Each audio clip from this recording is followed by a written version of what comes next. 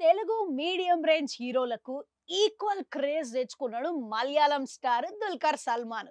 మమ్ముట్టి తనయుడు లెక్క సొంత భాషలనే ఆయన సత్తా చాటుకొని తెలుగులో కూడా ఆయన నటనతోని సపరేట్ మార్క్ ని క్రియేట్ చేసుకున్నాడు.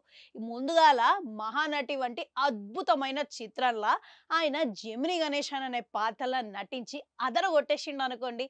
ఆ తర్వాత సీతారామం అనే సినిమాల మంచి లవర్ బాయ్ లెక్క నటించి అందరినీ మెప్పించిండు. ఇక ఇప్పుడు ఈ రెండు సినిమాలతోని దుల్కర్ సల్మాన్ కి మంచి మార్కెట్ కూడా తెలుగులో ఏర్పడిపోయింది. ఇక అందుకే మన దర్శకులు మన నిర్మాతలు కూడా ఆయనతో సినిమా చేయాలని మస్తు ఆసక్తి అయితే చూపిస్తున్నారు. ప్రస్తుతం దుల్కర్ సల్మాన్ వెంకీ అట్లూరి డైరెక్షన్ లా లక్కీ భాస్కర్ అనే సినిమాలో నటిస్తున్నాడంట. ఇక ఈ సినిమాలో మీనాక్షి చౌదరి హీరోయిన్ లెక్క నటిస్తున్నదంట. దీనికి జీవి ప్రకాష్ మ్యూజిక్ అందిస్తున్నాడంట. అయితే ఈ సినిమా 1980 నాటి కథ అంట.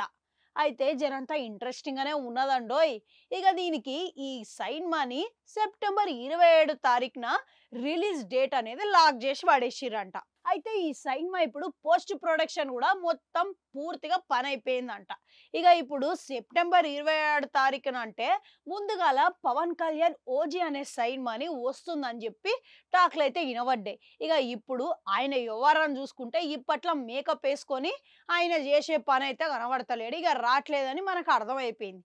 ఇక దీన్ని ఆసరాగా తీసుకొని దేవరా టీం వాళ్ళు మంచిగా తెలివిగా ఆలోచించి అక్టోబర్ 10కి రావాల్సిన సినిమాని ముందుగాలనే తెచ్చేందుకు రెడీ అయిపోయి సెప్టెంబర్ 27 తారీఖున రెడీ చేసుకున్నారనమాట.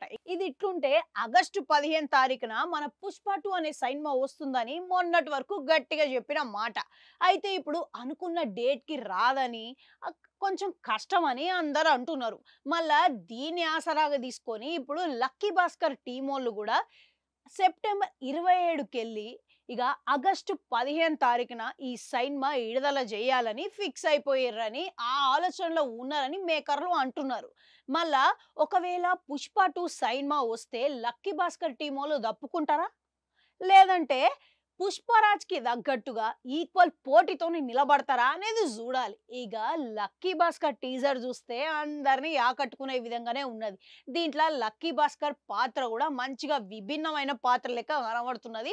దుల్కర్ సల్మాన్ మరోసారి తెలుగు ఆడియన్స్ ని మెప్పించడానికి రెడీ ఉండడం అనిపిస్తుంది. మళ్ళా ఈ సినిమా తెలుగులో మాత్రమే కాదంట, ఇక సౌత్ లా వేరే అన్ని భాషలలో కూడా విడుదల చేయడానికి రెడీ అయిపోయారంట. మళ్ళీ ఈ సినిమా ఆగస్టు 15 తారీఖున రిలీజ్ చేసుడు అనేది ఎంతవరకు కరెక్ట్ అంటారు? మీకేమనిపిస్తున్నది? కరెక్ట్ నిర్ణయమే అని అంటారా? కమెంట్లలో కమెంట్ పెట్టుర్రి. అట్లనే అడగంటుట అది కూడా నొక్కరి మళ్ళొస్తా.